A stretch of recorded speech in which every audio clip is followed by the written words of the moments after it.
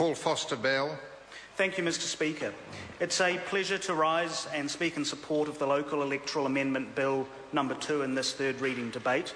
I'd firstly like to congratulate the Local Government Minister, the Honourable Chris Tremaine, for this amendment to the Local Electoral Act 2001, as it will modernise our electoral law and improve the transparency of local electoral donations in New Zealand. I'd also like to acknowledge both the current chairman of the Justice and Electoral Select Committee, Scott Simpson, and the immediate past chairman, Tim McIndoe, for the work that they've done and the leadership they've shown. And I'd also like to congratulate the Deputy Chair, Alfred Naro. So the three key changes that this bill brings in will be improving the transparency over local electoral donations to bring the Local Electoral Act in greater alignment with the Electoral Act of New Zealand. Improving transparency will also help build public trust in local elections.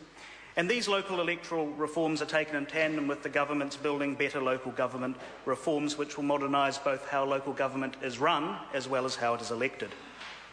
I think this bill strikes a very good balance between running transparent and open and elections that the public of New Zealand can have confidence in without getting into too much bureaucracy and a large amount of expense around the management of the election process. So the donation provisions, sir, they limit the size of an anonymous donation that a candidate can retain to $1,500. I think this is a very reasonable amount. You don't want to get down to the level where you're having to account for every single person who's bought a sausage and a sausage sizzle, but $1,500 is a reasonable amount. And any further or greater amount over the $1,500 would have to be donated actually to the local authority who is administering the election to defray some of the electoral expenses. The definition of anonymous is very important, so candidates can't claim that a donation was anonymous if they could reasonably expect to know who the donor was.